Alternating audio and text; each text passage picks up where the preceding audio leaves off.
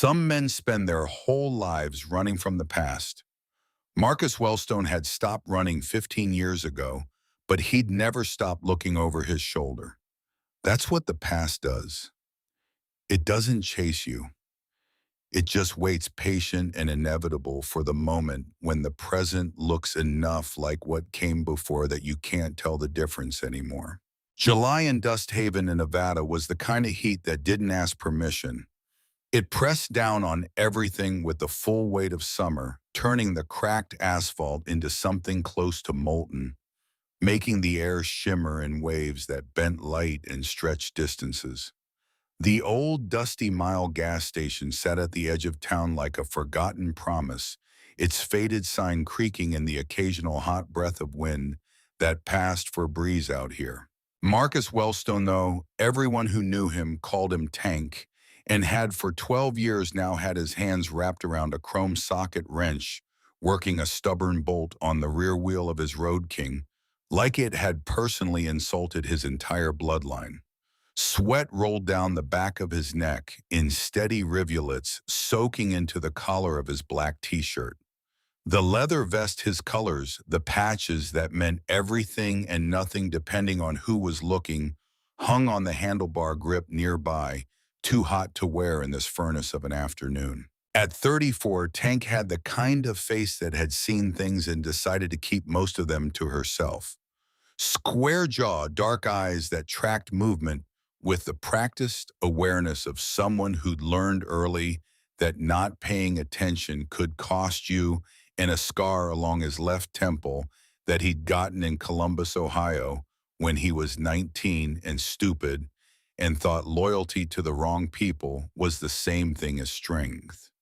He'd learned better, the hard way, the only way that sticks. 3 feet away, James Keller Cutter, to everyone who'd earned the right to call him that, was crouched beside his softail, a rag soaked in degreaser hanging from his back pocket. Cutter was 37 and built like someone who had spent time in a different life doing physical labor that had nothing to do with motorcycles. His hands were scarred across the knuckles, old marks that told stories he didn't share, and his face had the weathered quality of a man who'd spent years squinting into sun and wind and whatever else the road threw at him. Cutter didn't talk much, never had. He was the kind of quiet that wasn't about being shy or uncertain. It was the quiet of someone who learned that most of what people said didn't need saying, and the things that did need saying were better delivered with weight and intention. He spoke when he had something worth the breath. Most days the world didn't offer much. Ridge, Thomas Ridge, though. Nobody had called him Thomas in so long, even his driver's license felt like it was lying, was sitting on an upturned milk crate near the air pump, smoking a cigarette, and scrolling through nothing important on his phone. At 32, Ridge was the youngest of the 3, lean and wiry, with the kind of restless energy that made him good at noticing things other people missed. He had pale eyes that caught light in a way that made him look like he was always calculating something just behind them, which he usually was. The gas station belonged to old Pete technically, though Pete hadn't questioned why 3 members of the Dust Haven Angels chose his lot for their weekly maintenance ritual. He kept the vending machine stocked with cold Gatorade and stayed inside his office with the AC cranked and the door closed, and everyone benefited from the arrangement. The Angels got space to work without being hassled. Pete got the kind of reputation that meant nobody messed with his pumps or his register. Mutual understanding, the kind that works fine until it doesn't. It was 2:47 in the afternoon when the brush moved. Not the wind. There wasn't any wind that day.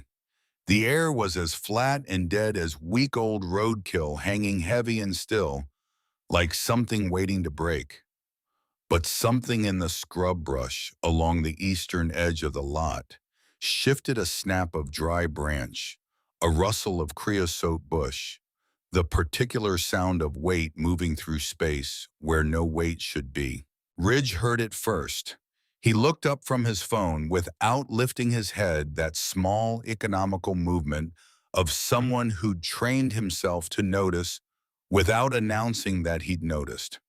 "Hey," he said quietly, just that one word, but the tone carried. Tank didn't look up right away. What? Brush moved. It's the desert ridge. Things move. Not like that. Cutter stood up slowly, the degreaser rag still in his hand, his eyes already tracking to the same spot. Ridge was watching a patch of creosote and dead scrub, maybe 20 feet from the edge of the lot where the asphalt gave way to hard-packed dirt, and the desert started its long, patient sprawl toward distant mountains. For a moment, nothing. Just the three of them standing in the heat, listening to the specific kind of silence that comes right before something breaks. And then she fell out of it. She didn't walk out, didn't step carefully through the brush. She stumbled forward on legs that barely remembered how to work one small hand, catching the chain-link fence at the edge of the lot before her knees gave out completely. She was maybe 8 years old, maybe 9. Hard to tell because she was folded in on herself, collapsed inward in the way children do when the pain is too big to hold upright, when the body tries to make itself smaller, because small feels safer even when it isn't. Her left arm was hanging wrong, not just limp wrong, angle wrong, the kind of wrong that doesn't happen by accident. The forearm below the elbow had a bend to it that arms don't have on their own, not without help, not without the specific kind of force that requires intention. Her face was a map of damage, a cut above her left eyebrow, still seeping blood in a slow dark line down toward her cheekbone. A bruise spreading up the left side of her jaw like spilled ink in water purple-black at the center and fading to sick yellow-green at the edges. Her shirt, some kind of pink thing with cartoon characters that Tank didn't recognize, was torn at the collar, hanging loose on one side. One shoe was missing, just one. The other foot still had a white sneaker with pink laces, scuffed and dirty. She looked at the three men staring at her, and for one terrible second, that seemed to stretch into something much longer. She almost turned around and ran back into the brush, back toward whatever she'd run from. Because whatever that was, it was known. And these three men, big tattooed, wearing leather in the middle of a heat that would kill most people, standing in front of motorcycles that looked like they could eat miles without stopping, were unknown. Tank moved first. He set down the wrench, not dropped it, set it down, slowly, carefully. The way you move when you don't want to startle an animal that's already been hurt, when you understand that sudden movement is the enemy of trust. He crossed the lot in 6 long strides and dropped to one knee in front of her, putting himself at her level, making himself smaller.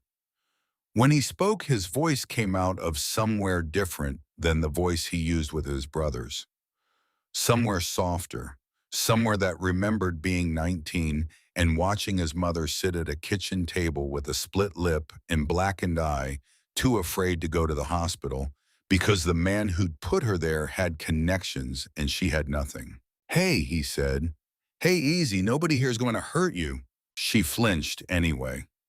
Old habit, deep habit, the kind of flinch that comes from the body, not the brain, because the brain can be convinced, but the body remembers.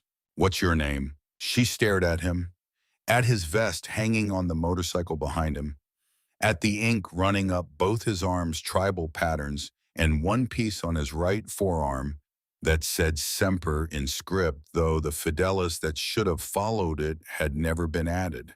She was doing the math every scared kid does when they meet someone bigger and stronger, weighing what she could see against how much pain she was already in.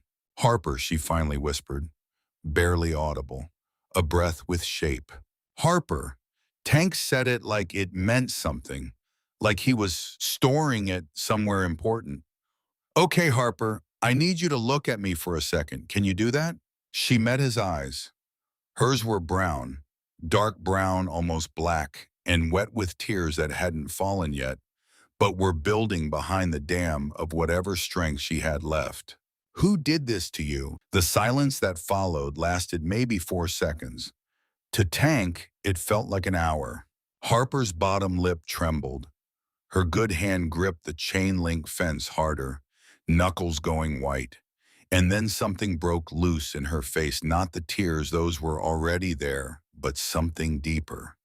Something that had been locked up tight under layers of fear and warning, and the specific kind of quiet that children learn to keep when telling the truth costs more than they can afford. Some boys, she said. Older boys. How many? I don't know. 3, I think. She swallowed hard, her throat working. They said if I told anyone. She stopped. Her eyes dropped to the ground. Harper. Tank's voice stayed low, steady, like a hand on a shaking shoulder. If you told anyone what? She looked up at him, and what was in her eyes was the worst thing Tank had seen in years. And Tank had seen things. Things he couldn't unsee, things that lived in the back of his head and came out at 3 in the morning when sleep wouldn't come. They said they'd hurt my mama. Behind him, Tank heard Cutter turn away. It was a small movement, barely a step, but Ridge caught it and said nothing because he understood it. Cutter had a daughter, Lily, 6 years old, living in Reno with her mother, who decided 3 years ago that James Keller's lifestyle wasn't compatible with raising a child in a safe environment. Cutter didn't see Lily as often as he should, didn't see her as often as he wanted to, but he thought about her every single day. Every single day. And what he was feeling right now in the pit of his stomach, watching this small broken girl with her arm hanging wrong that had a name, and the name was unbearable. Ridge threw a cigarette on the ground and crushed it under his boot. His jaw was doing something tight and controlled the muscle jumping beneath the skin. The kind of expression that meant he was working very hard not to show what his face wanted to show, because showing it wouldn't help Harper and might scare her, and scaring her more than she already was seemed like the worst possible thing a person could do. Tank kept his eyes on Harper. Those boys, he said carefully, they anywhere near here right now? She shook her head. Small movements like her neck hurt. I ran a long time. Okay, that was smart. You're smart. He reached out very slowly, telegraphing the movement, and let his hand rest on top of hers where it gripped the fence. He didn't squeeze, didn't apply pressure. Just let it be there, warm and solid and still. Your mama, he said. Where is she? She works at the diner, the one with the blue sign on Route 9. Aaron's place. Harper blinked. You know it. I know where it is. He paused. Is your mama's name Aaron? Yes. Tank stood up slowly, his knees creaking in a way that reminded him he wasn't 20 anymore. And when he turned to look at Cutter and Ridge, whatever was on his face made both men straighten up without being told to. Get the truck, Tank said to Ridge. Ridge was already moving. They didn't take the bikes. That was the first decision, and it was the right one. Harper needed to be in something enclosed, something with a door she could shut, something that wouldn't make her feel exposed to the open air, and everything the open air might be hiding. She needed walls, even temporary ones, even ones made of metal and glass that could be broken but felt solid enough to matter. Ridge pulled the old F2 Fivavios around from behind the station. Old Pete's truck, borrowed without discussion, which Pete would allow because he'd seen enough of the world to know when borrowed was the right word and when it wasn't. The truck was sun-faded blue, 20 years old, with a bench seat in front and a crew cab in back that could fit 4 people if 2 of them didn't mind being close. Cutter climbed into the back seat first and slid to the far side, putting himself where Harper could see him, but giving her space. Tank lifted Harper into the cab as gently as he'd ever lifted anything in his life, supporting her back with one hand and keeping her broken arms stable with the other. She made a sound when her arms shifted, so involuntary, barely a syllable, and Tank's teeth came together behind closed lips. "We're going to get that looked at," he told her. "There's a clinic on Miller Road. Dr. Vance. She's good people." Harper was sitting very straight in the middle of the bench seat, her broken arm cradled against her stomach with her good one, holding it like it might fall off if she let go. She looked at Tank climbing into the passenger seat, then at Cutter beside her and back, then at Ridge behind the wheel. Her eyes were doing that math again, calculating, weighing. "You're the bikers," she said quietly. "People in town say you're scary." Nobody said anything for a moment. Ridge had his hands on the steering wheel, staring straight ahead through the windshield. Cutter was looking out the side window at nothing in particular. Tank turned in his seat to look at Harper directly. "People in town are right," Cutter said before Tank could answer, which was unusual. Cutter speaking up, volunteering words. "We are scary." He paused, and when he looked at Harper, his face had something in it that Tank had rarely seen there. Something soft and fierce at the same time. "But not to you," Cutter said. Harper looked at him for a long moment, and then she turned back to face forward, settling into the seat, and she didn't lean away from Cutter anymore. Didn't press herself against the door. She just sat holding her arm and let herself be small in the space between two men who were choosing to be careful with that smallness. Ridge put the truck in gear and pulled out onto the road. The clinic on Miller Road was a flat-roofed building with a hand-painted sign that said Dust Haven Medical Walk-ins, welcome in fading blue letters. The parking lot held 6 cars on a good day. Today, there were 3. Ridge pulled into a spot near the entrance and killed the engine, and for a second they all just sat there listening to the tick of cooling metal and the distant hum of the clinic's AC unit. Tank opened his door. "Come on." Dr. Vance was inside finishing paperwork at the front desk when the door opened and Tank walked in ahead of a small, damaged girl flanked by 2 men who took up most of the available doorway. Dr. Vance was 61 years old, had worked the clinic for 23 years, and liked to say she could no longer be surprised by what walked through her door. She looked at Harper's arm. She looked at the bruising on Harper's face. She looked at the way the girl was holding herself protective, defensive, like she expected another blow. And Dr. Vance said nothing for 3 full seconds. Then she looked at Tank. "How did this happen?" "That's what we're trying to find out," Tank said. Dr. Vance's eyes narrowed slightly, but she didn't press. Not yet.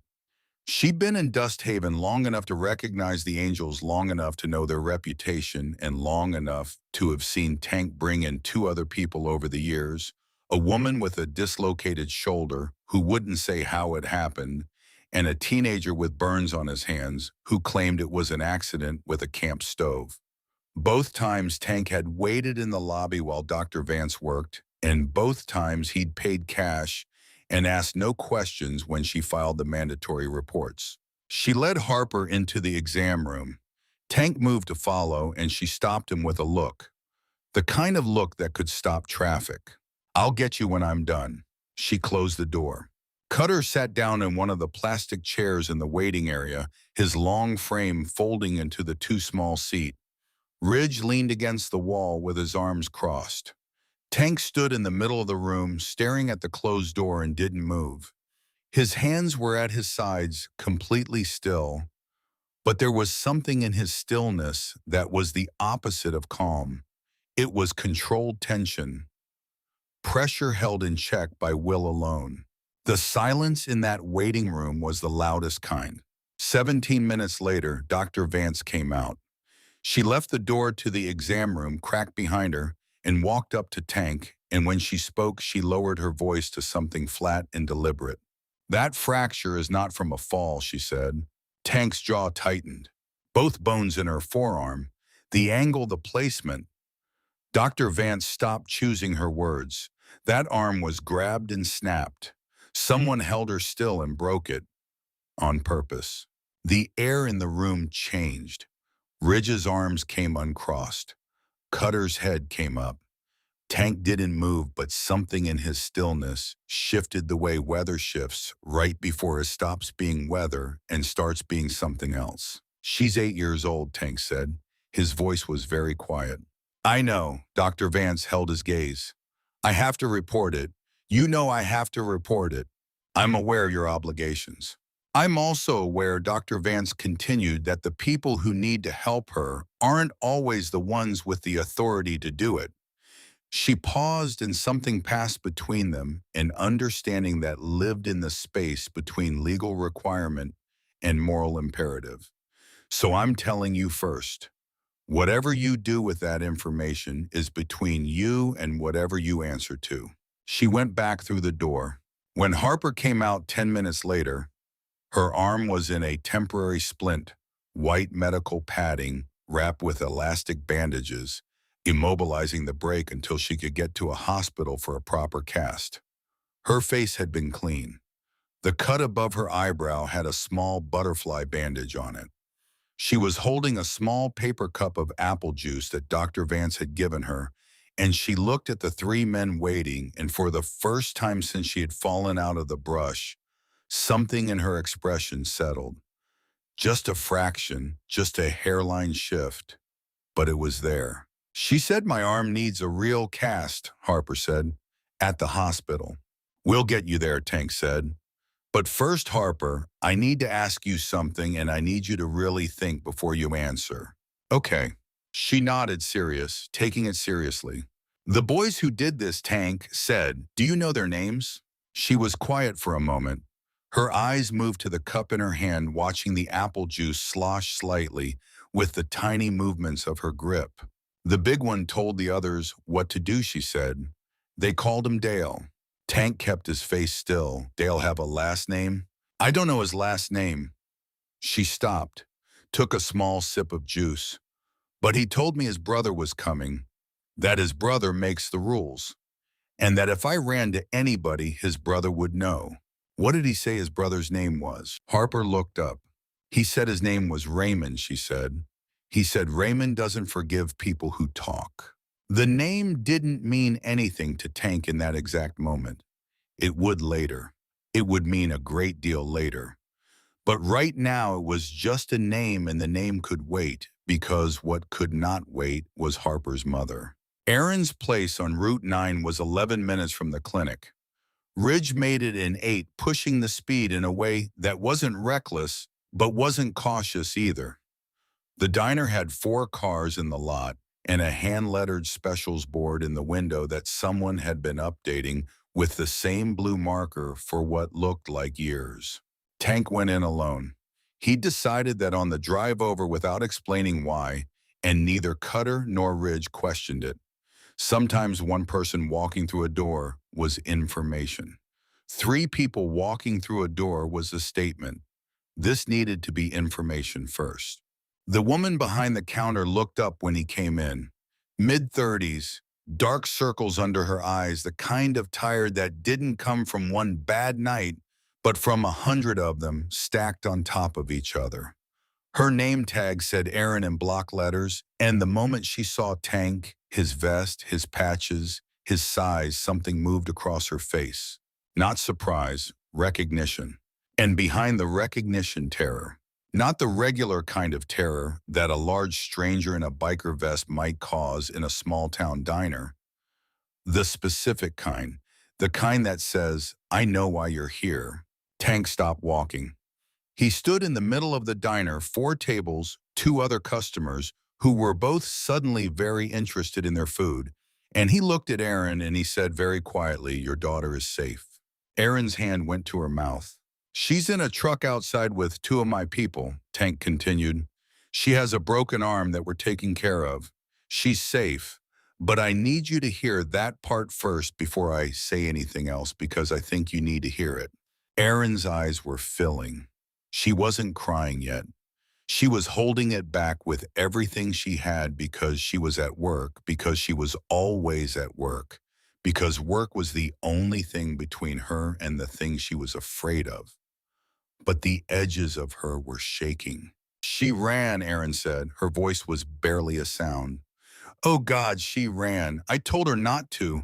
If she ran, they're not going to do anything to you or your daughter, Tank said.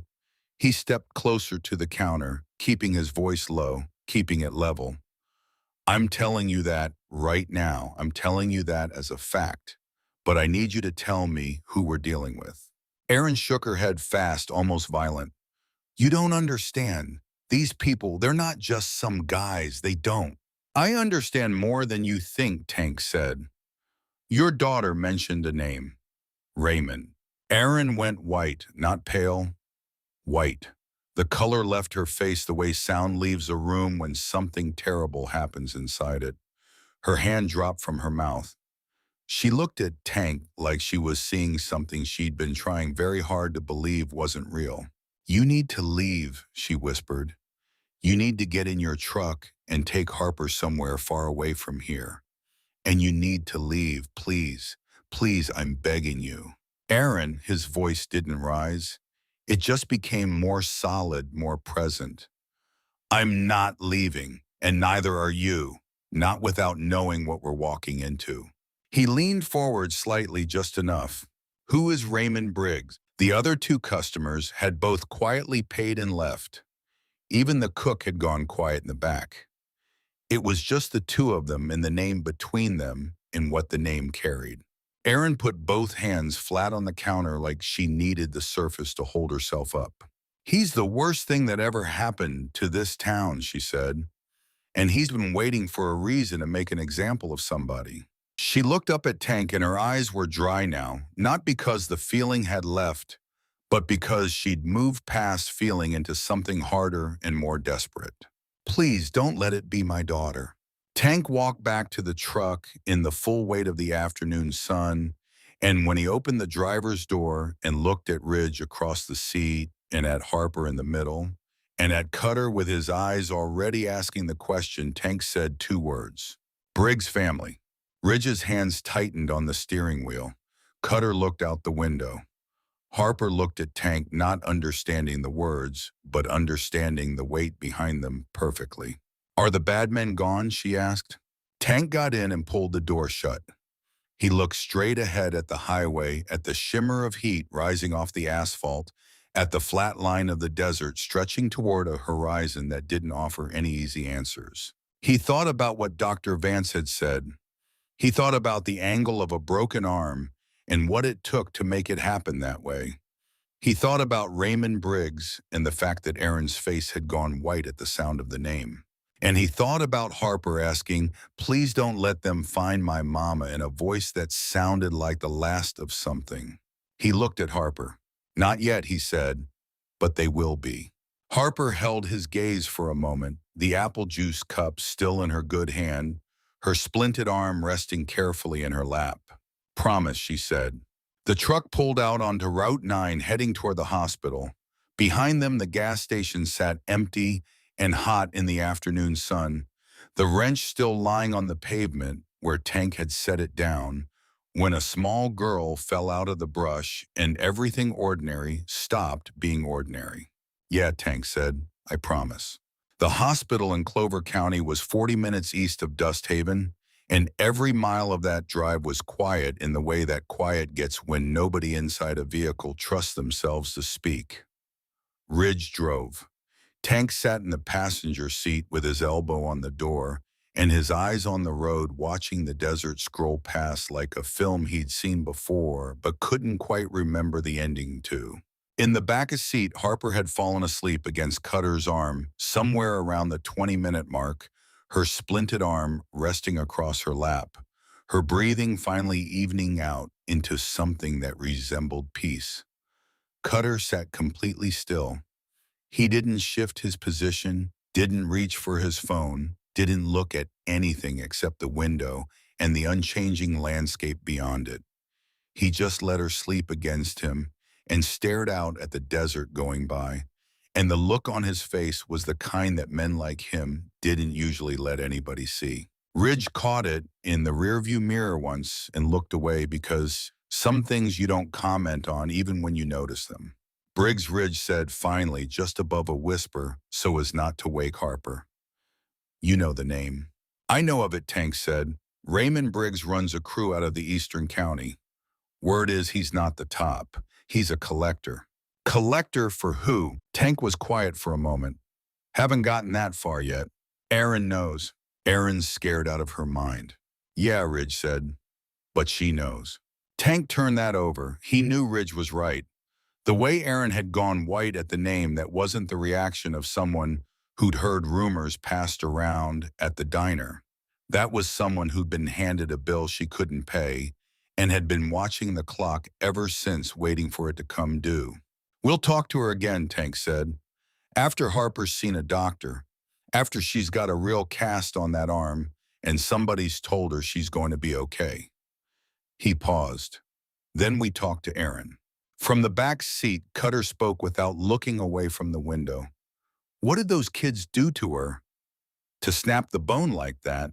Nobody answered, because the answer lived in the x-ray Dr. Vance had described in the angle and the placement in the words "someone held her still and broke it," and nobody in that truck needed to say it out loud to feel the full weight of it settling into their bones like radiation. Ridge pressed the accelerator a little harder. The highway opened up ahead of them, and Clover County got closer by degrees. The hospital took 2 hours. Paperwork imaging a pediatric physician named Dr. Reyes, who had kind eyes and a no-nonsense manner that Harper responded to almost immediately.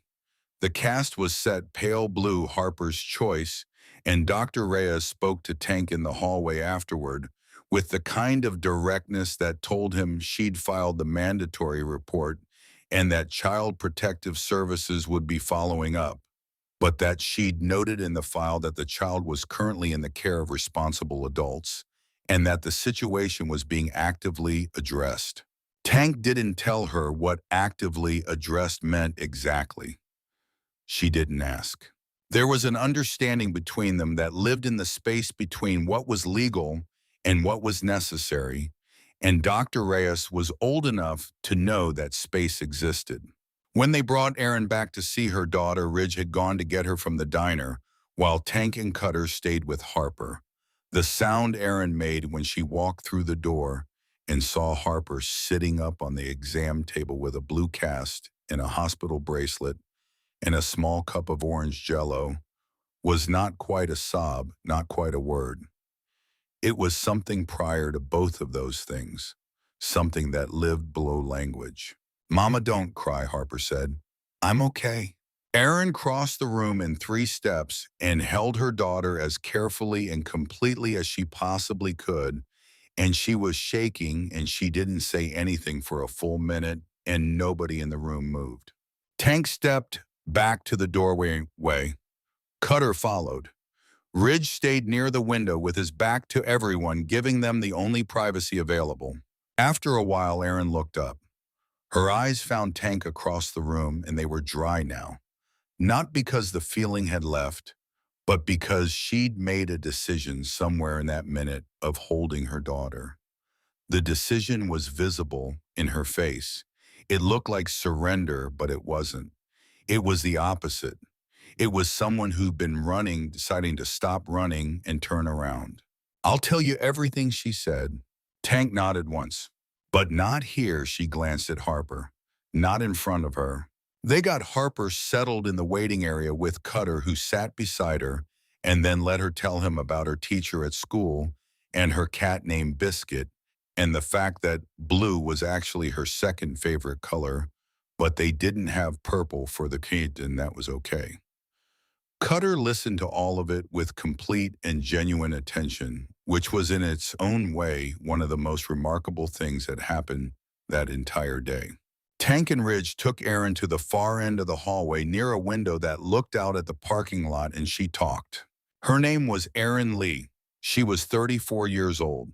She'd moved to Dust Haven 3 years ago after a divorce, just her and Harper wanting somewhere quiet and cheap and far enough from Tucson that her ex-husband's orbit wouldn't reach them. She'd taken the job at the diner, found a small house on the south side, started building something small and modest, but hers. 8 months ago, she'd borrowed money. Not from a bank. Banks didn't move fast enough, And her landlord didn't care about fast. He cared about now. She'd borrowed from a man named Stills who ran a loan operation out of a storage facility on the edge of town. Not legal, obviously, but not extraordinary either. Half the working poor in Dust Haven had borrowed from Stills at some point. She'd borrowed $4,000 and she'd been paying it back monthly on time, every payment documented on a little notebook she kept in her purse. And then still sold her debt. Tank's eyes sharpened. Sold it to who? Erin pressed her lips together. A man named Raymond Briggs came to the diner 4 months ago. Sat down at the counter, ordered coffee, slid a piece of paper across to me like we were doing business. She swallowed. Said that Stills had transferred my account and that I now owed Briggs. Said the original $4,000 had accrued fees and that I owed $9,200. Ridge made a sound that was not quite a word. More than double, Tank said, very calm. He was very calm about it, Erin said. That was the worst part. He was calm and he was smiling, and he acted like this was just how things worked. Like I should know this. Like I should have expected it. She swallowed. I told him I'd been paying Stills every month.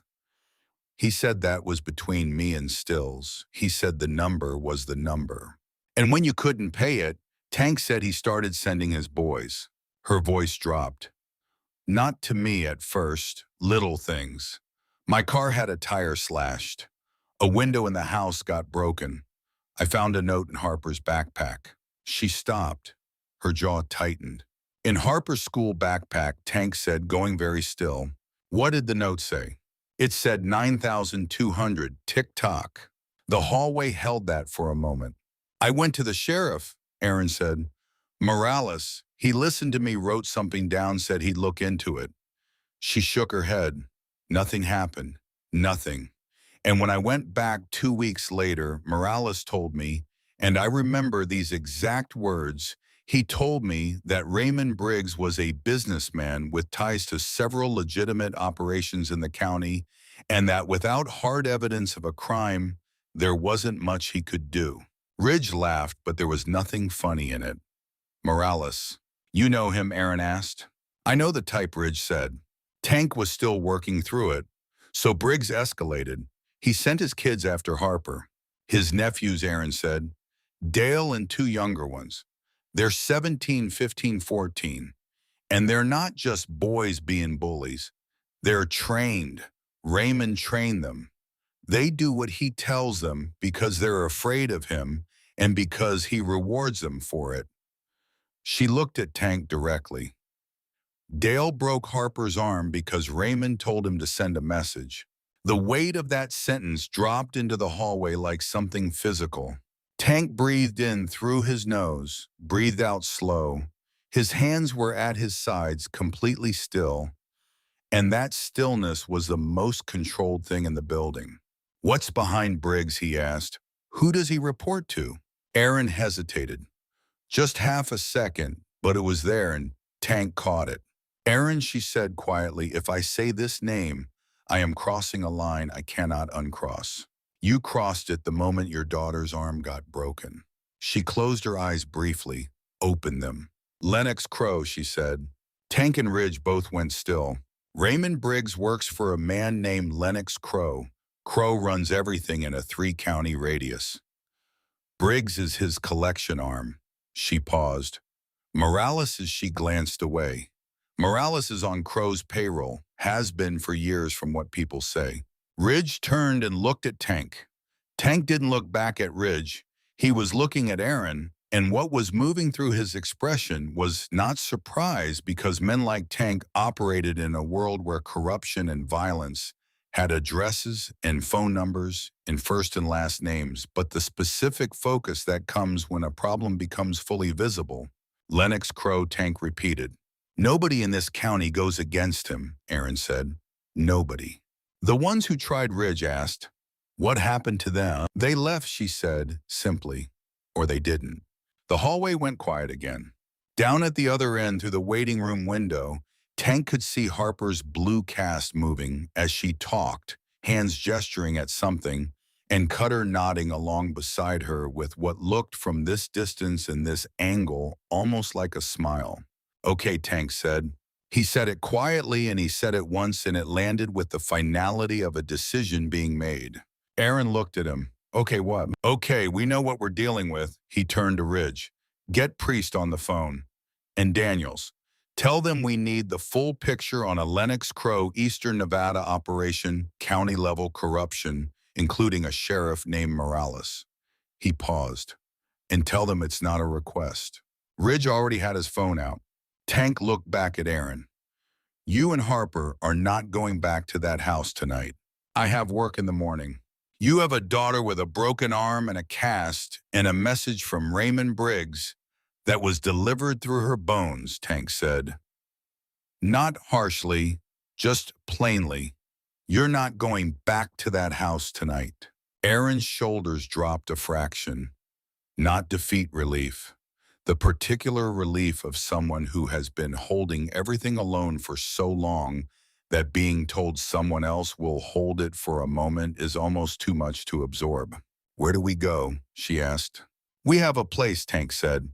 What he didn't say yet was that while they'd been in the hospital hallway getting the full story from Aaron, his phone had buzzed twice. The first buzz was from a contact in his phone listed only as V, a message that said, "Heard you picked up a situation." Briggs' name came up. "Be careful, that family runs 3 deep and the youngest brother is not the one to underestimate." The second buzz was from an unknown number. The message was 4 words. She should have paid. Tank had read both messages in the 30 seconds between Aaron saying Lennox Crow's name and Ridge pulling out his phone. He'd put his phone back in his pocket without saying anything about either one because there was an order to things. Harper first, Aaron second, then the full picture.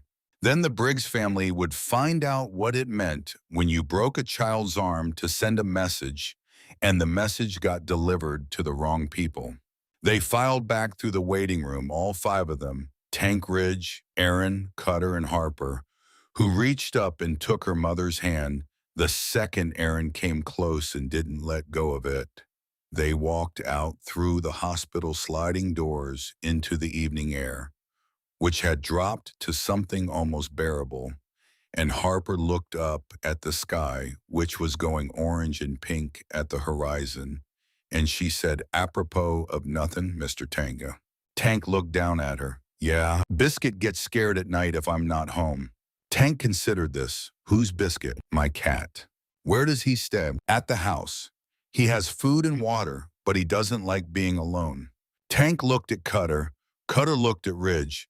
Ridge looked at the sky like he was calculating something. "I'll swing by and get the cat," Ridge said.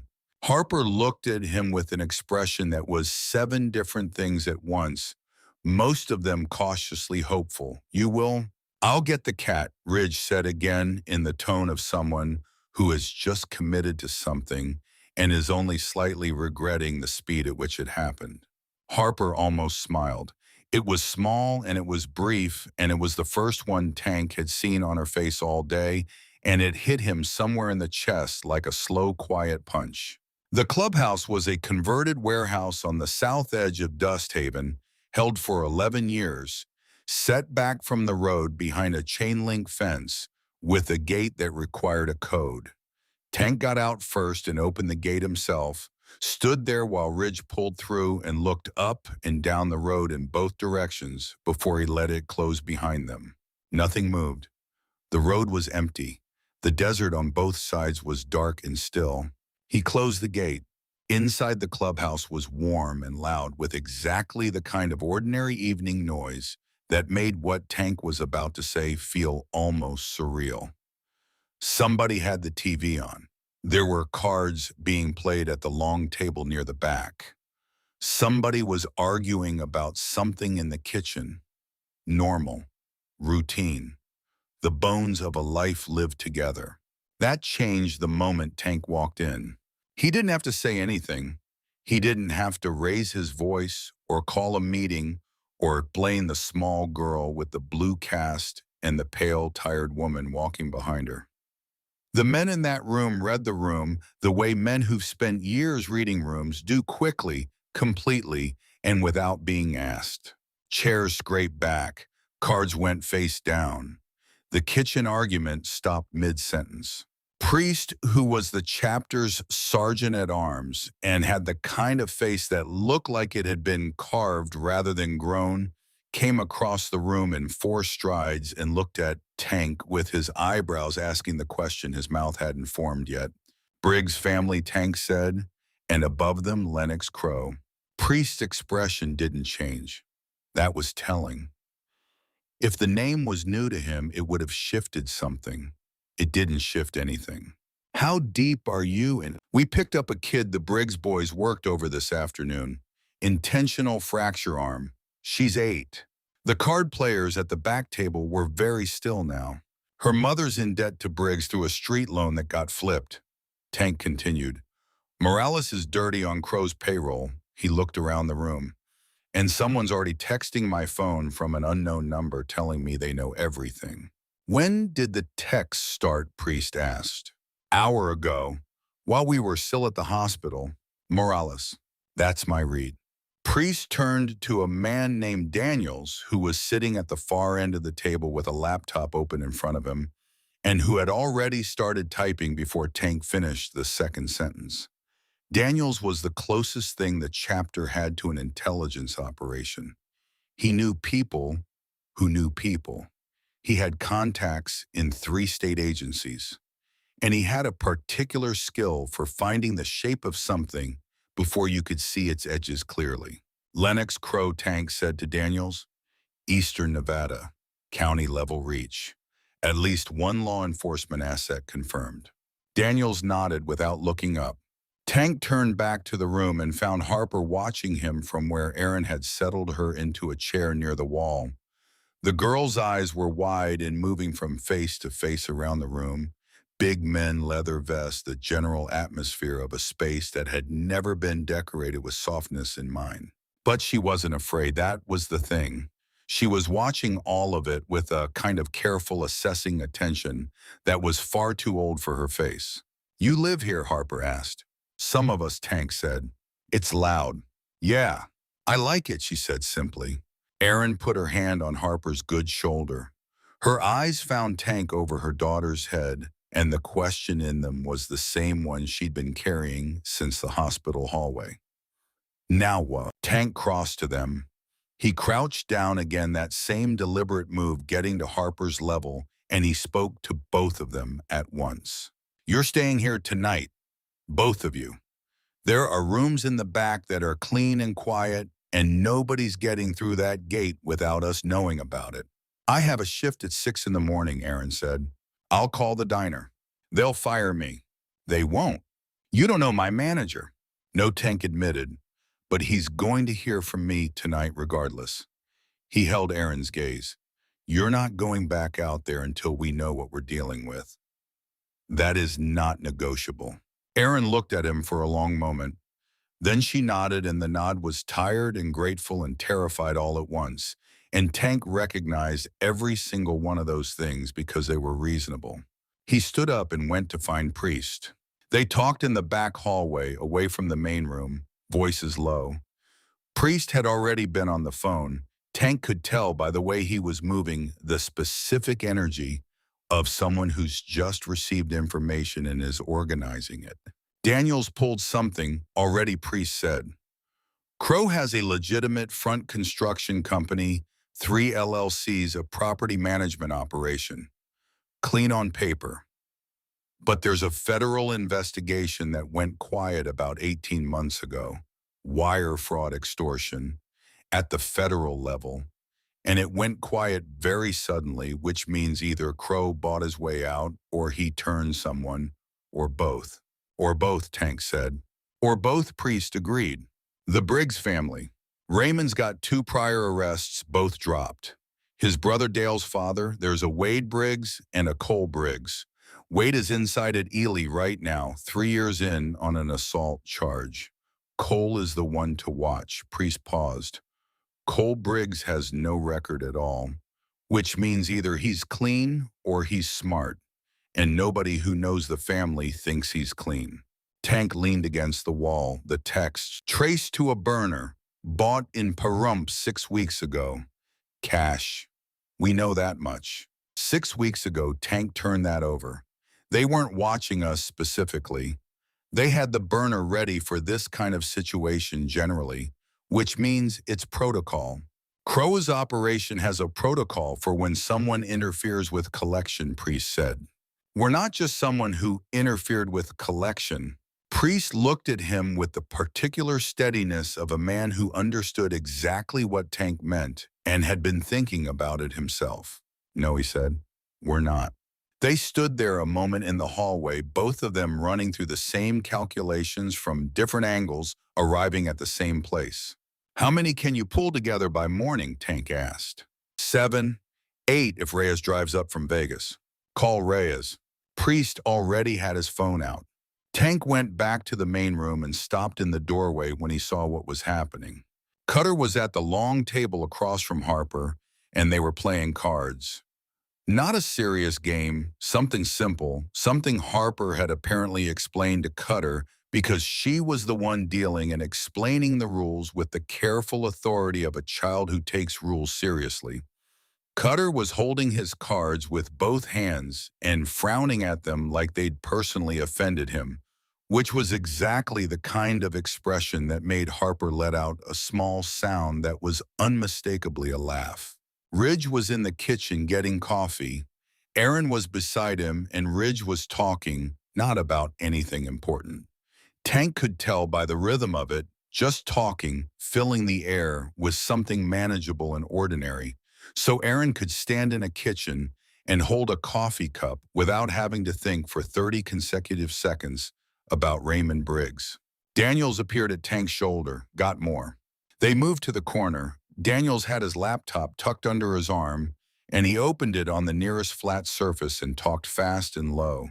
Lennox Crow, 61 years old. All right, Bunna. Born Elko County, started small protection rackets in the 90s, graduated to loan operations, moved into property and construction as a front around 2008. Current net assessed value of visible assets just under $4 million. Actual operation best estimate runs closer to 30. Daniels paused. He has a daughter, lives in Henderson. Legitimate life, has no idea what her father does or she's chosen not to look. He scrolled down. He also has a fixer, a man named Gerald Mace who handles the kind of problems that can't be handled with a burner phone and a threatening text. And the connection to Morales. Morales has been sheriff for 9 years. His campaign was funded in part by a PAC that traces back through 2 shell companies to one of Crow's LLCs. Daniels looked up. He's owned. How well known is this in the county? Known enough that nobody talks about it. Tank straightened up. In his chest, something had settled. The same thing that always settled when chaos became information, when fear became a map.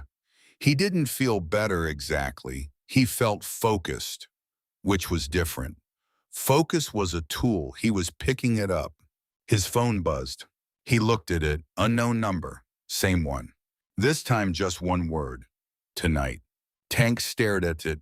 Then he looked up and across the room at Harper, who had apparently just won the card game because she was holding her cards up in her good hand, and Cutter was doing a performance of theatrical defeat that was completely out of character for him and was working perfectly. Tank walked over to Priest. We need eyes on the perimeter, right now. They just sent another message. What did it say? Tonight. Priest was on the radio before the word finished landing. What happened in the next 20 minutes was the clubhouse shifting from an evening into something else, entirely, quietly, efficiently, without panic. Because these were men who knew the difference between urgency and chaos and had long since chosen to live on the side of urgency. 2 men took the east fence, 1 took the gate. Daniels killed the exterior lights and switched to the cameras. Ridge came out of the kitchen with his jaw set and his eyes asking, and Tank told him in 6 words, and Ridge went immediately to his bag in the back room. Aaron appeared in the kitchen doorway, coffee still in hand, reading the shift in the room the same way Tank had read it in her face at the hospital, completely without missing it. They know where we are, she said. It wasn't a question. We don't know that yet, Tank said. But you think they do? He didn't lie to her. It's possible, which is why we're making sure. Aaron set the coffee down very carefully on the nearest surface. I should have left Dust Haven when Briggs first came to the diner, she said. I knew it then. I knew it in my stomach, and I told myself I couldn't afford to. And now she stopped. Her eyes went to Harper, still at the table with Cutter. Now she has a broken arm, and we're in a biker clubhouse at night because there's nowhere safer. The second part of that sentence is true, Tank said. Lean on it. She looked at him. You're very sure of yourself. No, he said honestly. I'm sure of the people around me. There's a difference. At 11:43, Daniels called out from across the room in a voice that was controlled and quiet and landed like a stone in still water. Camera 2, East Fence, we got a vehicle. Every head in the room turned. Park, Daniels said, eyes on his screen, lights off, sat for 40 seconds and then moved. Make and color. Dark pickup. Can't get plates from this angle. Tank crossed to the camera feed in 6 steps and looked at the screen. The vehicle was already gone from the frame, just taillights shrinking into the dark at the edge of the road. They're running a surveillance pass, Priest said from beside him. First one or the last one, Tank asked. Priest said nothing because the answer to that question was in the timing. 11:43 at night, after 3 threatening texts after a burner phone purchased 6 weeks ago as protocol, and the answer was not the first one. Tank's phone buzzed again. Same unknown number. This time 3 words. We know everything. He read it twice, put the phone in his pocket. The motel 6 miles east was the kind of place that didn't ask questions because the business model depended on not asking questions. Single-story 16 units ice machine at the end that rattled every 4 minutes whether anyone was near it or not. A night clerk behind glass who looked up when Tank came through the door at 2:47 in the morning and clocked everything about him in less than a second and decided correctly that cooperation was the sensible position. Gerald Mace, Tank said. What room? The night clerk looked at the 4 men standing in his lobby, Tank, Priest, Ridge, Vargas, and said 9 before he'd consciously made the decision to say it. They walked the exterior corridor without running. Running announces itself. Walking at a certain pace with a certain weight says something different. It says we are not in a hurry because we do not need to be, which is its own kind of message. Tank knocked on the door of room 9. 2 knocks. Deliberate. A pause. Movement inside. Then a voice guarded and roughened by either sleep or cigarettes or both. Who is it? Someone Lennox Crow didn't tell you to expect, Tank said. The silence on the other side of that door was exactly 8 seconds long. Tank counted them. Then the door opened. Gerald Mace was mid-50s, thick through the chest and shoulders in the way that used to be muscle, and had softened only slightly at the edges. He had the eyes of someone who assessed threats for a living. They moved across Tank and then the others in a single sweep, calculating filing sighting. He was in jeans and a t-shirt. He'd been awake. You're the biker, Mace said. I'm one of them, Tank said. Can we come in? Do I have a choice? You have the kind of choice that's easier to make when you think about it for 3 seconds. Mace thought about it. Then he stepped back from the door.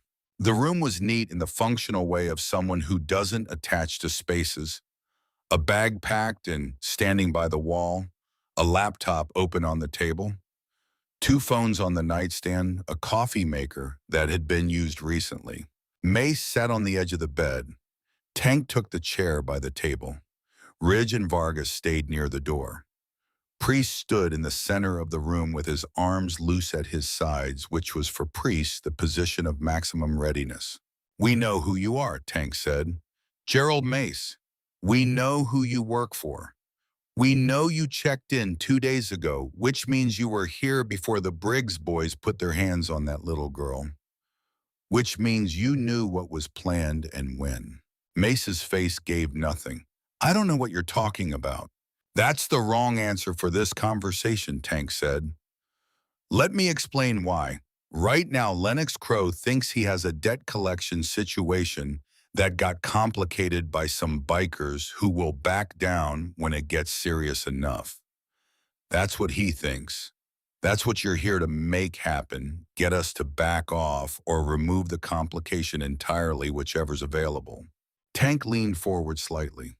What Crow doesn't know yet is that we have documented connections between his operation and Sheriff Morales. We have a financial trail linking Crow's LLCs to Morales' campaign. We have your check-in date, which puts you in the county before a crime was committed against a child, a crime that is currently under investigation by the county hospital and has a mandatory report filed. He paused. And we have a contact at the FBI field office in Las Vegas who's been waiting 18 months for someone to hand them something they can actually use on Crow. That last part was 60% true and 40% pressure, but Mace didn't know which 60 and which 40, and the uncertainty was the point. Something moved behind Mace's eyes, barely visible, but there. What do you want, Mace said. I want you to call Crow right now in front of me and tell him to pull Raymond Briggs and his family off Erin Lee and her daughter. Permanently. The debt is gone. The pressure is gone. They don't exist to Briggs anymore. Mace stared at him. You understand what you're asking. I understand exactly what I'm asking. Crow doesn't cancel debts because someone asks him to. He'll cancel this one, Tank said, because the alternative is everything I just described landing on his doorstep before he has time to prepare for it. A federal investigation that went quiet doesn't stay quiet forever. It just needs a reason to wake up. He held Mace's gaze. We're the reason. Mace was quiet for 10 seconds. He was running calculations. Tank could see it the way a man looks when he's weighing not what he wants to do, but what he can afford to do. Mace was loyal to Crow the way people are loyal to the source of their income, which is a real loyalty, but a conditional one. And conditions had just changed significantly. I make this call, Mace said slowly. Crow's going to want to know how you found me. Tell him the truth. Tell him we're better at this than he assumed. Another pause. Mace picked up one of the phones from the nightstand, not the personal one, the second one. He looked at Tank one more time, the look of a man committing to a direction he's not certain about, and then he dialed. The call lasted 4 minutes. Tank heard one side of it, Mace's clipped, careful phrasing. The pauses where Crow was speaking, the way Mace's voice stayed neutral and professional, even as he delivered information that was clearly not what the person on the other end wanted to hear. At one point, Mace said, "No, I'm telling you, it's documented. Yes, all of it." And then near the end, quietly, "I'd take the deal, Lennox." He hung up, put the phone back on the nightstand, looked at Tank. He wants a face-to-face tomorrow, wants to hear the terms directly. Tank had not expected that. He kept his expression from showing it. Where? He'll send the location in the morning. Mace paused. And the Lee family in the meantime? He said they're off the board tonight. Mace paused. I believe him on that part. Crow's practical. He won't move on them while terms are being discussed. And after the meeting, Mace looked at him with something that might on a different face have been respect. That depends on what you bring to the table. They drove back toward the clubhouse in the dark, and for the first mile, nobody said anything. And then Priest said from the passenger seat, "You just agreed to sit across from Lennox Crow." I know. That's a different kind of problem than what we walked into today. I know that too. He's going to want something. Not just for the Lee family, for the disruption, for Mace, for the fact that we walked into his operation and made noise. I know what he's going to want, Tank said, and I know what I'm going to say to it. Priest looked at him, which is, I'll tell you when I've worked out the rest of it. Priest looked back at the road. You've got 5 hours. When they got back to the clubhouse, the first thing Tank noticed was that the light in the back hallway was on. The second thing he noticed was Cutter standing in the doorway to the back room with an expression that was not his usual expression. Something was wrong with it. Off-center, tighter than it should be for a man standing in a warm building at 3 in the morning. What, Tank said. Cutter looked down the hallway toward the back room. Aaron got a phone call about 40 minutes ago. Unknown number. Tank went still. What did they say? She won't tell me everything, but she's been sitting with Harper since the call, and she won't put the phone down. Cutter paused. She's scared in a different way now, not the same scared as before. Something changed. Tank went down the hallway and knocked twice on the door soft. Aaron's voice came through it, quiet and unsteady. Come in. She was on the small bed with Harper asleep across her lap, one hand on her daughter's back, the other holding her phone against her chest like she was trying to keep something inside it from getting out. Her face told him everything before she said a word. They called me, she said. Not Raymond, someone else. A man I didn't recognize. What did he say? Aaron's hand tightened on the phone. He said that it didn't matter where I was, that they had someone watching the house, the diner, the school. Her voice broke on the last word, and she held it together through sheer force. He knew Harper's classroom number, Tank. He knew her teacher's name. Tank sat down on the edge of the bed. Did he make a demand? He said the debt was still live, that whatever deal was being worked out above his level wasn't his problem, that Raymond Briggs wanted his $9,200 by Friday or... She stopped. Her eyes went to Harper. She didn't finish the sentence. She didn't have to. Raymond made the call independently, Tank said. More to himself than to Aaron. What does that mean? It means that Crow told Raymond to stand down tonight, and Raymond decided not to wait for the outcome of tomorrow's meeting. Tank stood up. It means Raymond Briggs is operating outside of what Crow authorized. He stepped back into the hallway and closed the door quietly. Cutter was right there. Raymond went rogue, Tank said flatly. He made a threat call to Aaron after Crow agreed to a ceasefire. He's not waiting. Cutter said nothing for 2 seconds. So we have a meeting with Crow tomorrow and a loose wire named Raymond running his own play tonight. Yes. And if Raymond moves before the meeting, he won't get the chance, Tank said. Tank. He won't get the chance, Tank repeated, because we're going to find Raymond Briggs right now tonight, and we're going to have a conversation with him that he won't forget, and that will make very clear that the meeting tomorrow happens without any additional pressure on the Lee family. Cutter looked at him for a moment. Define conversation. The kind that doesn't require a lawyer. There was a pause. I'm coming. I know. Priest reappeared from the main room, reading the hallway the way he read everything. Raymond, he said, not a question. Called Aaron after Crow agreed to stand down, Tank said. He's freelancing. Priest absorbed that in about 1 second. Dress. Daniels, who had apparently followed Priest down the hallway because Daniels went wherever the information was needed, held up a piece of paper. Raymond Briggs, mobile home east of the county road just past the old grain co-op. It's in his brother Wade's name. He paused. It's 12 minutes from here. Tank looked at the paper. Then he looked up at the 3 men standing in the hallway. All of them waiting, all of them already pointed in the same direction. Down the hallway through the closed door, a child slept with the blue cast on a broken arm, and her mother sat beside her in the dark, holding a phone that still held the echo of a threat she hadn't deserved to receive. Tank folded the paper and put it in his pocket. Let's go, he said. The drive was 12 minutes and it felt like 2. Ridge pushed the speed and nobody told him not to. Vargas rode with them again and kept his eyes on the road ahead and said nothing, which was the right thing. Priest was on the phone to his contact in the county, not Morales, A different line, someone who owed Priest a consideration that went back 3 years and had never been called in until now. The call lasted 90 seconds. Priest hung up and said, "We have 20 minutes before anyone official starts paying attention to this address." "We'll be done in 10, Tank said. Raymond Briggs's mobile home had one light on inside visible through the window, which meant Raymond was awake, which meant the timing was exactly what it needed to be. Tank got out of the vehicle with Priest and walked to the door and knocked hard enough that the sound of it carried.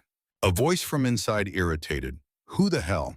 Raymond Briggs' Tank's voice was flat and clear. "Open the door." A pause. The kind of pause that sounds like a gun being reached for. "I wouldn't," Tank said through the door. "I'm not alone, and this is already a conversation, not a confrontation." "Open the door and it stays a conversation." 7 seconds, then the door opened. Raymond Briggs was 52 years old and looked like a man who had spent those years proving something to people who weren't watching.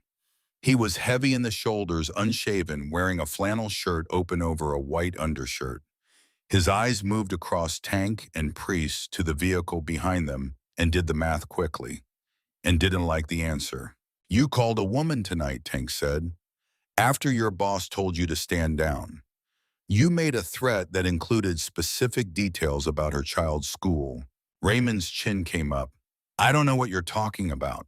"Raymond," Tank's voice stayed level, "I drove 12 minutes at 3 in the morning because I am giving you one opportunity to hear this clearly before it becomes something neither of us can undo. So hear it clearly." He took a step closer. "The debt is gone. Aaron Lee does not owe Crow, does not owe you, does not owe anyone. That is the outcome of tonight, whether you accept it or not. What you control is whether you accept it standing in your doorway or sitting in a county holding cell, explaining to a federal agent why your name is on a phone record associated with a call to the mother of a child whose fracture has been documented as intentional." Raymond stared at him. His jaw was working not with words, with the internal argument of a man who wants to be defiant and is calculating the cost of it in real time. "You don't have the pull for that," Raymond said. But his voice was 3 degrees less certain than his words. "Gerald Mace made a phone call to Lennox Crow 2 hours ago," Tank said. "In that phone call, he told Crow that we have documentation connecting the operation to Morales. Crow agreed to a meeting tomorrow to discuss terms. He agreed to stand down on the Lee family tonight." He paused. "You made a call anyway, which means right now you are not just in my crosshairs, Raymond. You're in Crow's." That landed. Tank watched it land the specific way Raymond's expression changed. When he understood that he hadn't just pushed against an outside threat, he'd gone sideways on his own employer, and Lennox Crow was not a man who tolerated that. The defiance left Raymond's face like water leaving a broken cup.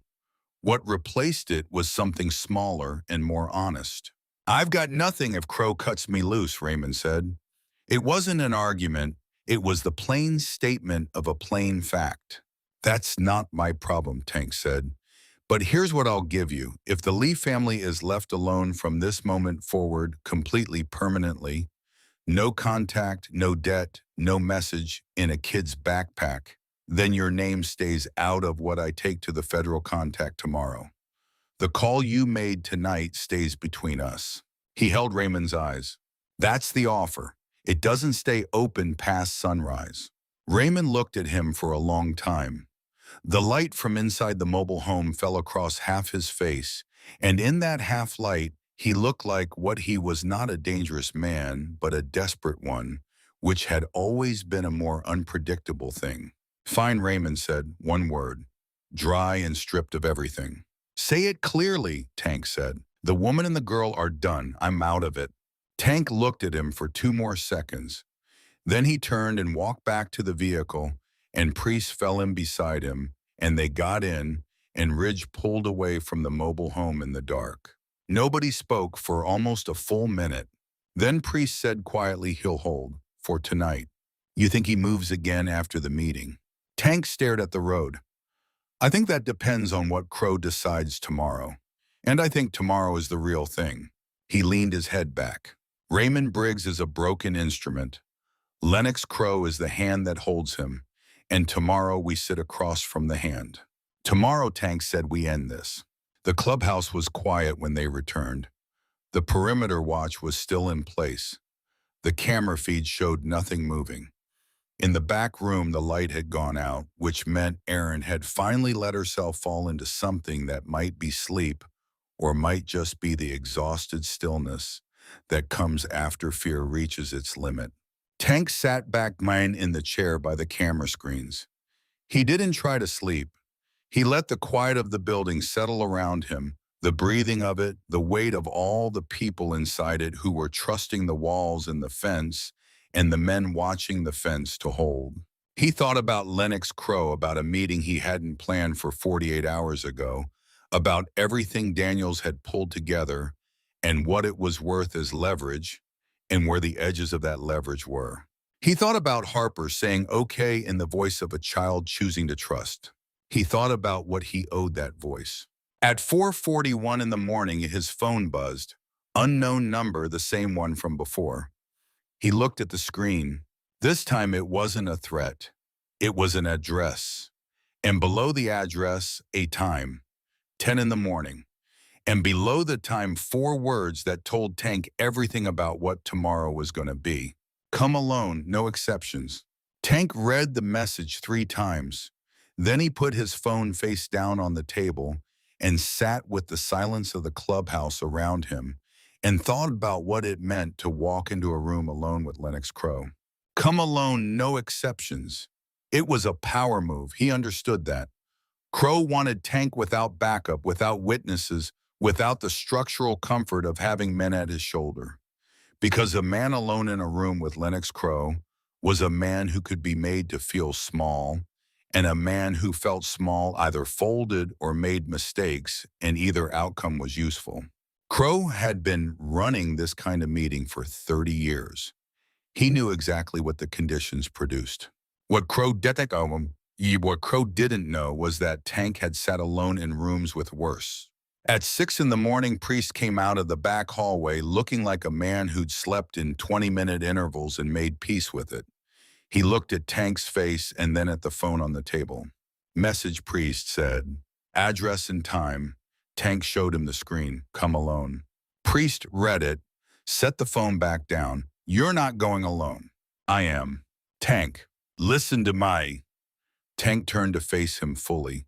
If I show up with 4 men behind me, Crow cancels the meeting, and we've lost the one moment where we have more leverage than he does. Right now, he thinks he's the one holding the terms. He thinks this is him agreeing to hear us out. He hasn't absorbed yet that we're the ones with the documentation, with the federal connection, with Mace already rattled. He paused. I need him to feel in control long enough for me to take it from him. Priest looked at him for a long moment, the kind of look that carries disagreement and trust in equal measure. The kind only possible between men who've known each other long enough to hold both at once. You'll have a wire, Priest said finally. It wasn't a question. Daniels can set it up and Vargas will be within 200 yards. Priest, those are my terms, Tank said. You go alone into the room, but Vargas is close and I'm listening. That's not negotiable and I will not move off it. Tank looked at him. Then he nodded once. Fine. Fine, Priest said, and went to find Daniels.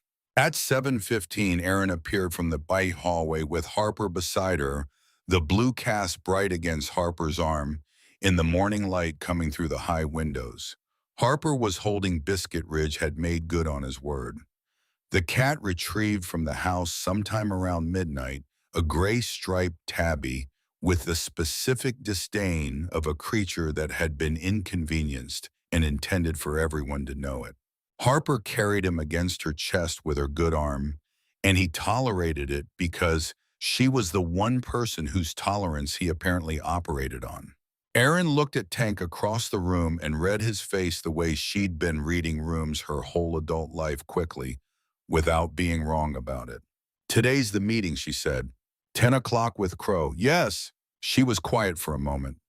Harper had gone to sit on the couch with the cat still operating in the particular bubble of childhood that allows a kid to be thoroughly absorbed in an animal while the adults around her navigate something enormous. Erin watched her daughter for a second, then looked back at Tank. What happens if he says no? Erin asked. What happens if Crow decides the leverage isn't enough and he walks away from the table? Tank had been sitting with that question since 4:41 in the morning.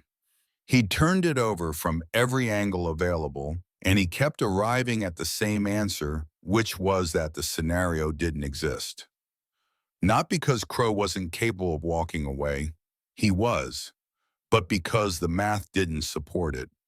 A federal investigation reactivated a documented connection to a corrupt sheriff, a child's mandatory medical report creating a paper trail with his operation's fingerprints on it. Crow had built his empire and calculated risk, and this particular calculation didn't balance in his favor. He won't say no, Tank said. How can you be sure? Because I'm going in there prepared to give him something he wants in exchange for something I need, and the thing I'm giving him costs me more than it costs him. He met her eyes. That's how these things work. Erin looked at him steadily. What are you giving him? Tank was quiet for 2 seconds. Our word that what we have on him stays quiet as long as the Lee family stays untouched. We don't go to the federal contact. We don't hand over the documentation. We hold it as insurance, not as a weapon, as long as he holds his end. You're making a deal with him, Erin said. Not accusatory, just clear. I'm making the deal that keeps you and Harper safe for longer than tonight, Tank said. And I'm making it with documentation he knows I'll use if he breaks it. He paused. That's not a handshake agreement. That's a leash, and I'm the one holding it. Erin absorbed that. Her hands were folded in front of her, and she looked down at them briefly and then back up. And you trust that it holds? I trust that Crow is smart enough to know it has to hold. She nodded slowly. Then she said something Tank hadn't expected. Be careful. Not just strategically, actually careful. He's not going to be what you're ready for. What do you mean? I mean that Raymond Briggs is brutal because he's desperate and mean. Lennox Crow is different. He's polished. He makes you feel like you're the one being unreasonable. He makes you feel like you're the one creating the problem. She held Tank's gaze. Don't let him do that to you. Tank looked at her. A woman who'd been managing Crow's shadow for months while working diner shifts and raising a daughter alone and holding herself together with both hands had just given him the most useful intelligence briefing he'd heard since the night started. I won't, he said. The address Crow had sent was a property management office on the north end of the county, one of his legitimate fronts. A clean space public enough that nothing theatrical could happen, private enough that the conversation could be real. Tank pulled into the parking lot at 9:58 and sat in the truck for 90 seconds. In his ear, a nearly invisible piece of equipment connected him to Priest 2 miles back listening. Vargas was already parked within sight of the building's side exit.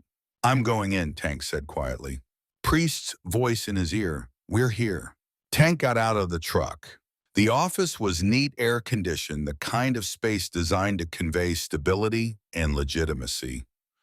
Framed prints, a reception desk that was currently empty, a hallway leading to a back office whose door was open. A man Tank didn't recognize was standing near the hallway entrance and nodded once when Tank came in, gesturing toward the back. Not Mace, someone else. Younger, patient, the specific stillness of a man whose job is to be ready and not to act unless told. Tank walked past him down the hallway and through the open door. Lennox Crow was 61 years old and looked like someone's grandfather if the grandfather had spent his life in rooms where decisions got made. He was sitting behind a desk that had nothing on it except a glass of water and a folder, and he was wearing a collared shirt, and his hair was gray and neat, and when Tank came through the door, he looked up with an expression of complete and easy composure. That was the most dangerous thing Tank had seen in 24 hours, because it was entirely real. Sit down, Crow said, not aggressively, almost warmly, like they were old acquaintances catching up. Tank sat. You've had quite a night, Crow said. Productive, Tank said. The corner of Crow's mouth moved. Gerald tells me you're thorough. I appreciate thorough. Impulsive, I can't work with. Thorough, I respect. He folded his hands on the desk. You understand what you've walked into. I understand it clearly. Then you understand that I've been operating in this county for 19 years without significant interference, which means the people who've tried have either reconsidered or regretted it. He said it without heat, without threat, just as a fact stated among facts. I want to be clear that I'm not saying that as a warning to you. I'm saying it as context so you understand that my agreeing to this conversation is not routine. I understand that, Tank said, and I appreciate it. Croce nodded. He opened the folder. Inside, Tank caught a glimpse of printed pages and recognized some of what was there. The documentation Daniels had assembled. Crow's people had their own version. He'd had it prepared before Tank walked in. You have a federal contact, Crow said. Yes, and you have documentation connecting my operation to Sheriff Morales's campaign funding. Yes, and you have Gerald's check-in date and what it implies about the timing of the Briggs collection escalation. Yes, Crow looked at him steadily. So what do you want? Erin Lee's debt is dissolved. Complete. She owes nothing to you to Briggs to any entity connected to your operation. No contact, no surveillance, no indirect pressure. She and her daughter live their lives in this county without your shadow on them. And in exchange, what we have stays in a drawer, Tank said. It doesn't go to the FBI field office. It doesn't find its way to a journalist. It doesn't get filed anywhere. It exists as a record held by people I trust, reviewed annually. If the Lee family remains untouched, the record remains private indefinitely. Crow was quiet. He looked at Tank with those steady, easy eyes, and Tank heard Erin's voice in the back of his mind. He makes you feel like you're the one being unreasonable. And he sat with it and didn't move. You're asking me to absorb a loss, Crow said finally. I'm asking you to categorize $4,000 as a cost of doing business in exchange for 19 more years of nobody looking at you from the outside. Tank paused. That's not a loss. That's the cheapest insurance you've ever bought. A silence opened up between them. It lasted long enough to have weight. Then Lennox Crow made a sound that was almost a laugh. Not quite, but almost. Raymond went sideways on me last night, Crow said. It wasn't an apology. It was an acknowledgement offered with the precision of someone who understood that the credibility of the deal depended on honesty at this particular moment. I know, Tank said. He called the woman after I told him to stand down. I know that too. I spoke to Raymond at 3 this morning. Crow's composure held, but something behind it registered. You spoke to him. We had a conversation. He understood the situation, and Raymond agreed to stand down. He did. Crow looked at Tank with a new quality of attention, the look of a man recalibrating, updating filing. You moved on 3 fronts in one night. Gerald, Raymond, and you're sitting here now. He paused. You're not just a biker who picked up a lost kid. No, Tank said simply. I'm not. Crow closed the folder. He picked up the glass of water, took one sip, set it down precisely where it had been. The Lee family is off the board. Permanently. I'll clean up the Morales situation on my end to reduce the exposure. He looked up. The record you're holding stays in the drawer. As long as they're untouched. As long as they're untouched, Crow repeated. They looked at each other across the clean desk, and in that look it was everything that wasn't being said. The understanding that this was a balance, and not a piece, that both men were holding something over the other, and both knew it, that the agreement worked precisely because it was mutual and fragile, and neither party could afford for it to break. "We're done here," Crow said. Tank stood up. He walked back down the hallway past the silent man near the entrance and out through the front door into the Nevada morning, which was already bright and hot and indifferent to everything that had just happened inside. He got in the truck. He sat for a moment. "Talk to me," Priest said in his ear. "It's done," Tank said. A pause. "Done clean. Done clean." He heard Priest exhale. It was a small sound, controlled, but it was the exhale of a man who'd been holding his breath for hours.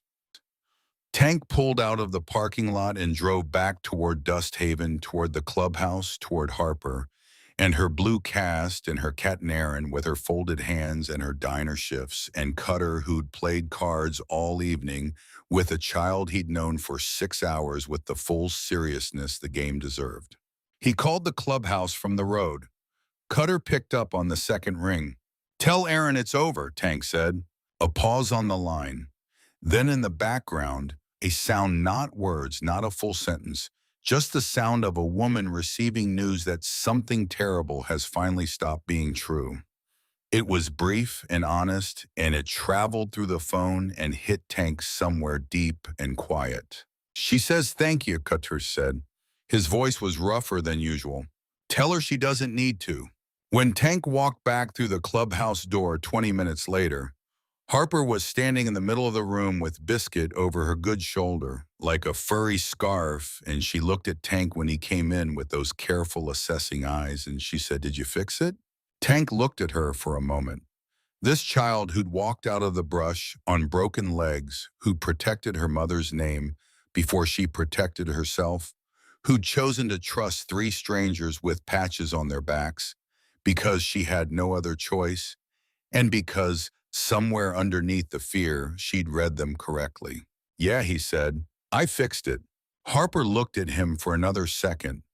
Then she nodded, the nod of someone who'd asked a serious question and received a serious answer and accepted it completely. "Good," she said. Then she went back to the couch with the cat. Aaron was in the kitchen doorway. She looked at Tank and he looked at her, and she pressed her lips together and nodded once, and he nodded back, and that was enough. It was exactly enough, no more or less than the moment required. 3 days later, Aaron went back to her shift at the diner.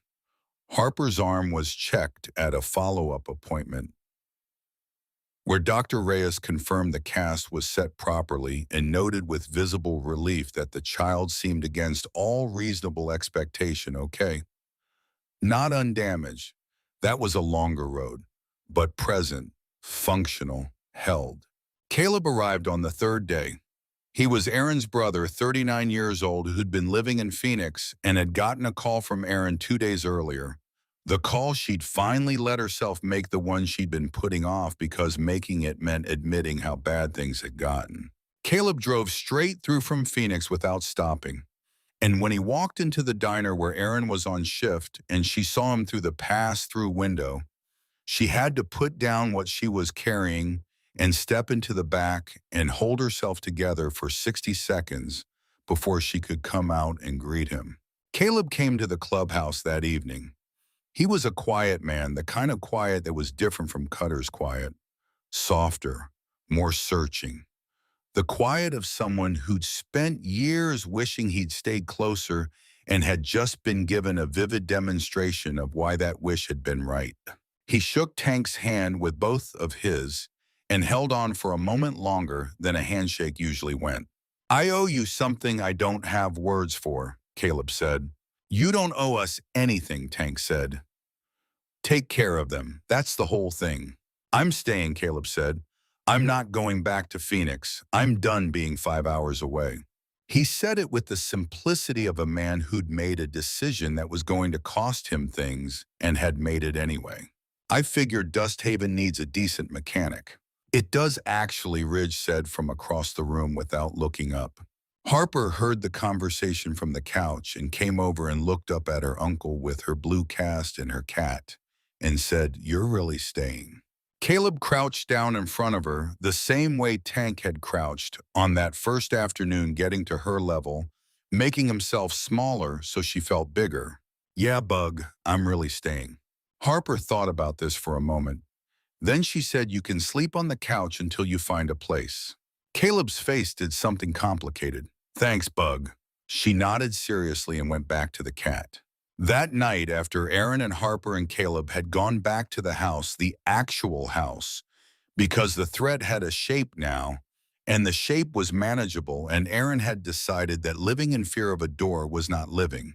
The clubhouse settled into its natural late evening rhythm. Cards, the television, someone arguing in the kitchen. Ridge was reading something on his phone. Cutter was cleaning his bike in the back, methodical and quiet. Tank sat in the same chair he'd sat in through the long night, the chair by the camera feeds. Except tonight the feeds showed nothing of interest. Just the fence, the gate, the road, the ordinary dark of a Nevada evening. Priest sat down beside him. He didn't bring coffee this time. He just sat. For a while, neither of them said anything. The sounds of the clubhouse moved around them, and the night sat still outside the fence. And somewhere in Dust Haven, a woman and her daughter were home with a cat named Biscuit and an uncle who'd driven through the night to be where he should have been all along. You think Crow holds Priest? Asked eventually.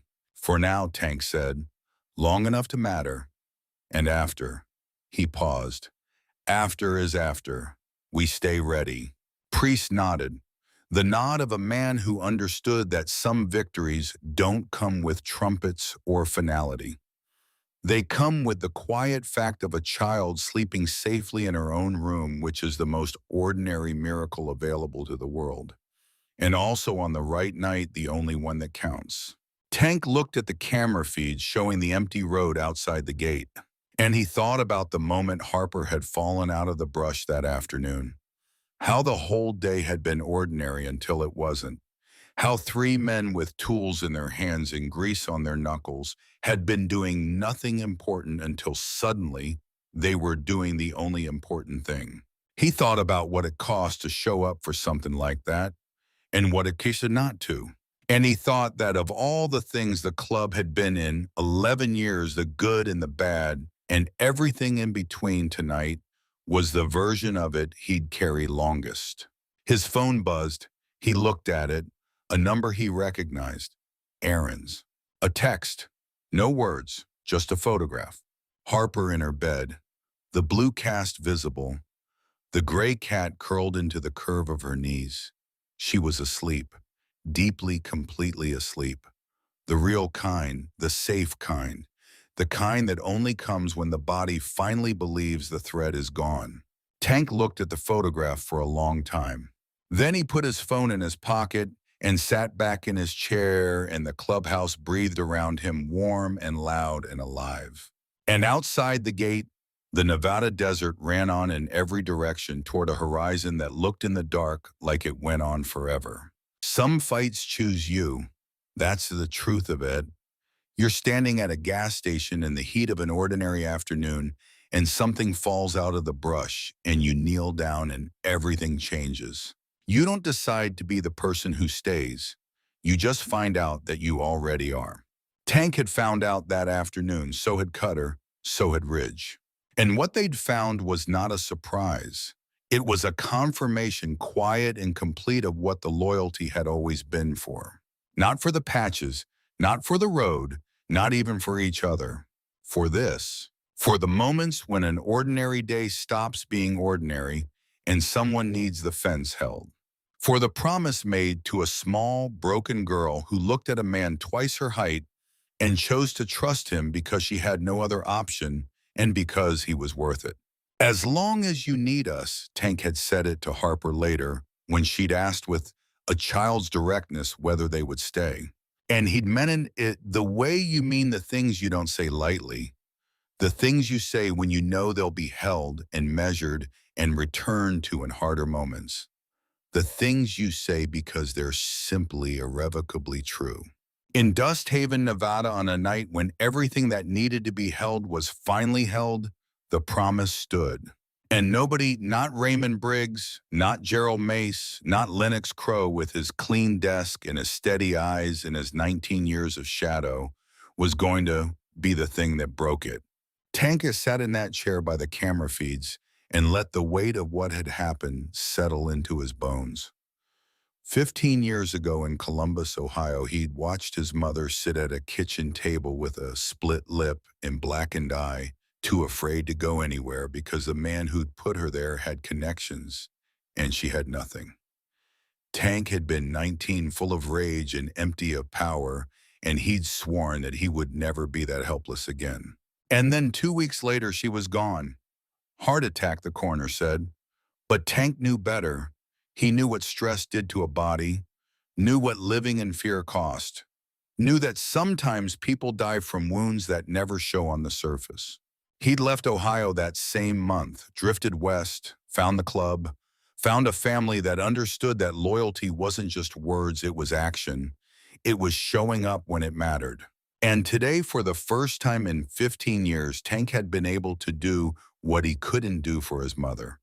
He'd been able to stand between a terrified woman and the thing that wanted to break her.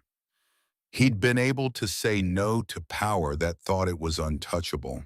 He'd been able to keep the promise he'd made to himself over his mother's grave. The photograph of Harper sleeping was still on his phone. He looked at it one more time. The cast, the cat, the peace on her face. Yeah, he thought, this one's for you, Mom. Priest was still sitting beside him. Neither of them had spoken in 5 minutes. You good, Priest asked quietly. Tank nodded. Yeah, I'm good. It's not over, Priest said.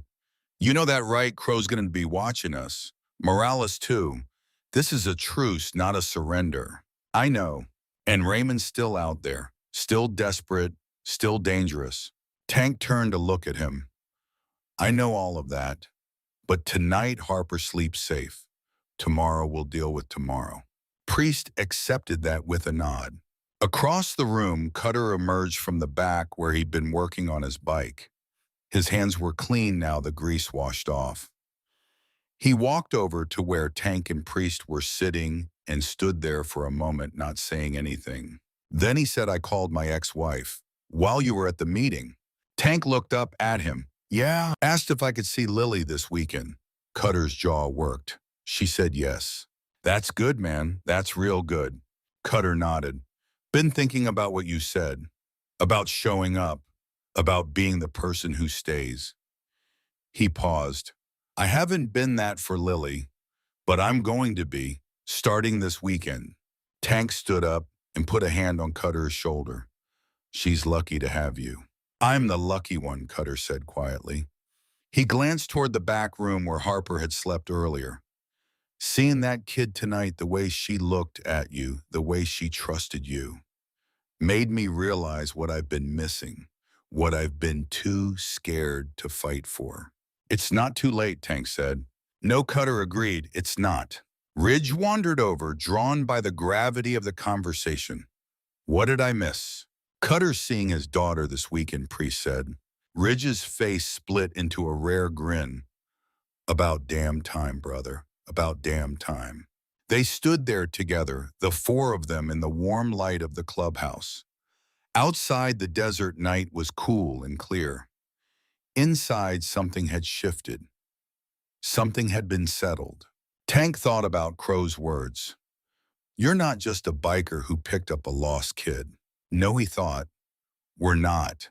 We're men who chose to stand in the gap, who chose to be the wall between the helpless and the harm, who chose to be worth the trust a scared little girl placed in us. And that choice, made over and over again in 1,000 small moments, was what made them who they were. Not the leather, not the bikes, not the patches or the reputation. The choice to show up, the choice to stay, the choice to keep promises that cost something to keep. Daniels came out of his corner laptop under his arm. Got something you should see, he said to Tank. Tank followed him to the table. Daniels opened the laptop and pulled up a news article. Sheriff Morales announced his resignation tonight, Daniels said. Effective immediately, citing health reasons. Tank read the article. The language was carefully neutral, but the timing was obvious. Crow moves fast, Tank said. He's cleaning house, Daniels agreed. getting rid of the obvious connections, making himself harder to touch. Good, Tank said. Let him. As long as Aaron and Harper are off his radar, I don't care how he runs his empire. There's more, Daniel said. He pulled up another screen. Wade Briggs, Raymond's brother, the one who's been in Elaine. He was released on parole this afternoon, 6 months early. Tank went very still. That's Crow, too. Has to be, Daniel said. He's sending Raymond a message, giving him back his brother, keeping him loyal. Or buying his silence, Priest said, reading over Tank's shoulder. Either way, Tank said it means Crow's keeping the deal. He's tidying up loose ends, making sure nothing traces back to him, making sure Raymond doesn't have a reason to go rogue again. It's smart, Ridge said, ruthless but smart. Tank closed the laptop. Keep monitoring it. I want to know if anything changes. Any sign that Crow's moving on Aaron, any hint that the agreement's fracturing. You'll know the second I know, Daniels promised. The night deepened. One by one, the men drifted off to their rooms or their bikes or wherever they went when the adrenaline faded and the ordinary rhythms of life reasserted themselves. Tank remained in the chair by the camera feeds, not because he didn't trust the perimeter watch, not because he expected trouble, but because some vigils you keep because they matter. Some watches you stand because standing them is its own kind of promise. Harper was asleep in a house 3 miles away, safe behind a door that no one was going to kick in. Aaron was beside her, finally able to close her eyes without jumping at every sound. Caleb was on the couch, keeping his own watch, being the family he should have been all along. And here in this converted warehouse full of rough men and loud bikes and the accumulated weight of a dozen years of Brotherhood, Tank kept his watch too.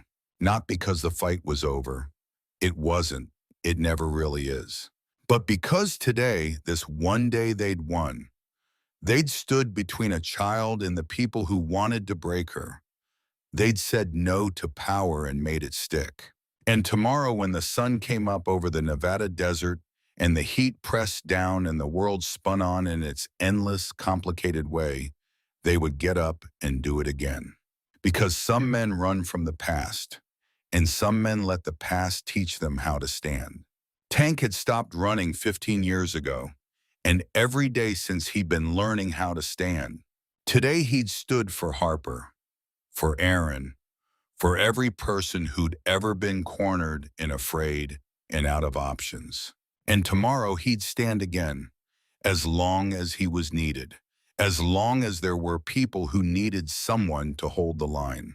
His phone buzzed one more time, a text from Aaron, just 3 words. Thank you for everything. Tank looked at the message for a long moment, then he typed back, sleep well, you're safe. He put the phone down and looked at the camera feeds one more time. The fence, the gate, the empty road stretching into darkness. Somewhere out there, Lennox Crow was in his clean office, making his clean moves, running his empire, with the ruthless efficiency that had kept him untouchable for 19 years. Somewhere out there, Raymond Briggs was nursing his wounds and his resentments, dangerous because desperation makes men dangerous. Somewhere out there, the world was exactly as complicated and broken and brutal as it had always been. But here in Dust Haven, Nevada, in a small house with a cat named Biscuit and a blue cast on a healing arm, a little girl slept without nightmares. And that was enough. That was more than enough. That was everything.